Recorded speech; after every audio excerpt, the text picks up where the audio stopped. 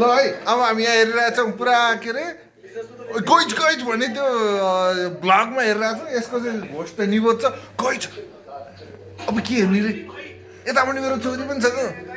सुसेना पनि पुरा हेरिरहेको छ कि तिमीलाई के मनपर्छ भनिदेऊ न त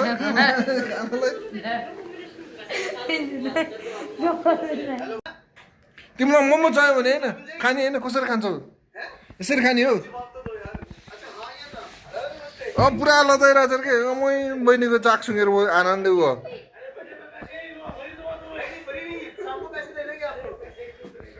निबोध के छ भन्नु ल हेर है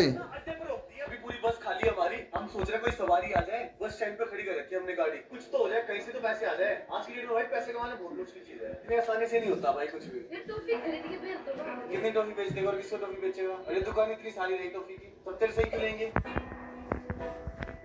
और भी खड़े निबोध आज पैसा कसरी कमाउनु त मोमो खाने भनेको छ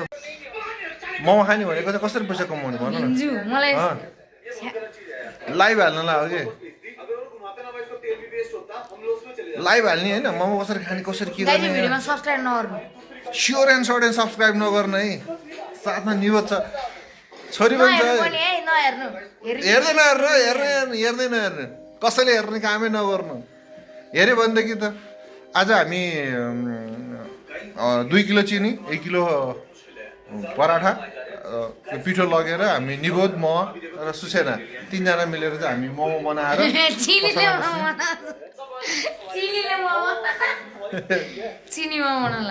है चिनी मोमो र अचार बनाउ चिनीको चाहिँ हालेर चिया बनाउने मोमो बेच्ने अनि त्यसमा चाहिँ चियापत्तीको चाहिँ मसला बनाउने हो कि हुन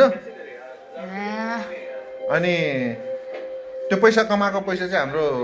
सुसेनालाई चाहिँ भोलि पर्सि स्पोर्ट्स डे छ नि त्यसको लागि किन्नको लागि गर्ने है 1 2 3 हामी यसरी काम गर्ने है त